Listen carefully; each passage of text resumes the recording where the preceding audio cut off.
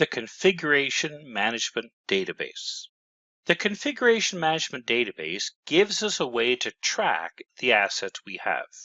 Now, part of the information included in the Cmdb would be where is the asset, who is the declared owner, what's the age of this asset, which is the vendor that supplied it or that we purchased it from, what is its serial number or model number, and what maintenance is required for this asset as well. Is it patched and is it up to date?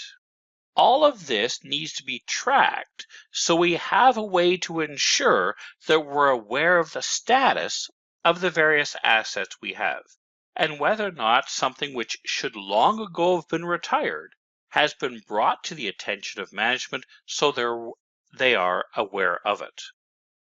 The Cmdb, however, will quickly become out of date if it's not being updated on a regular basis.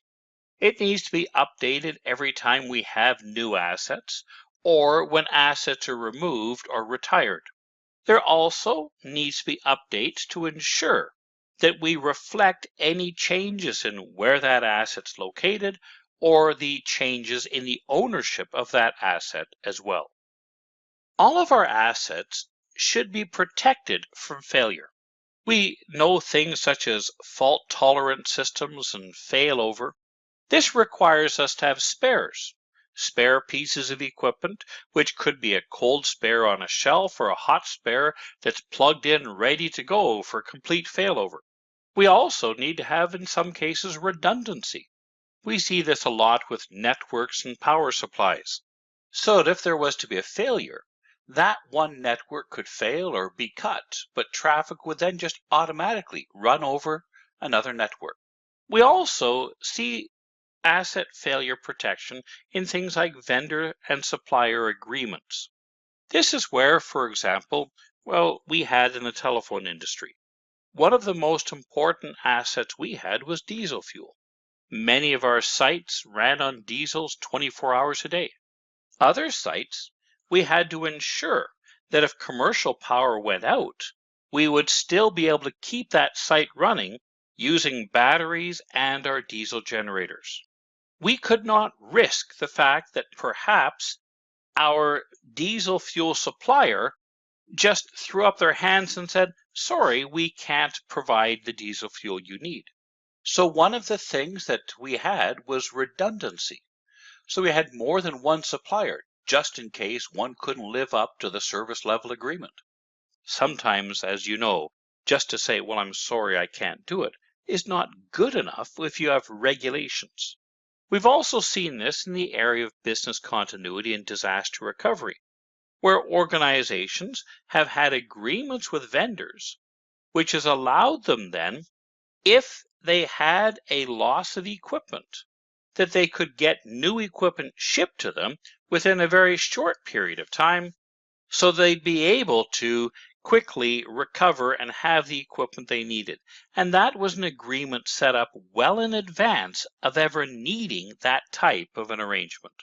We also can set up alternate processes so that, for example, if normally we processed at one location and something happened at that location, we could move over to an alternate location and be able to run from that site, or perhaps even outsource a certain product or service for a while if there is an interruption to our primary services.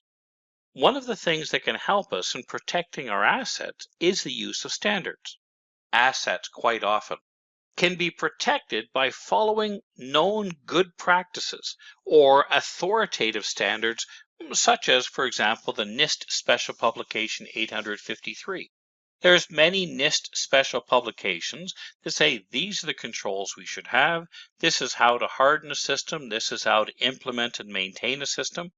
Those are very good standards we can use to make sure that our assets are appropriately protected.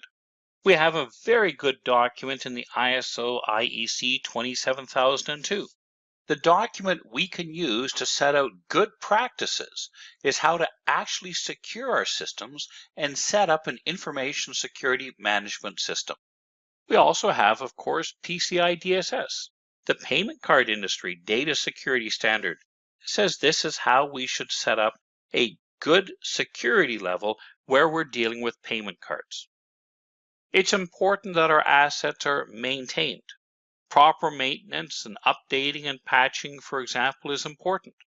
We harden and we turn off unnecessary ports, protocols, services, remove administrator features that aren't necessary.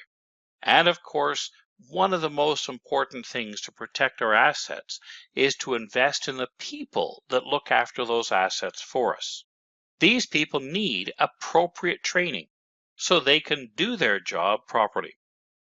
The key points to review: protecting assets is dependent on having established, mature procedures, having proper management and ownership, and of course, to ensure that all of those assets are identified, tracked, and managed appropriately.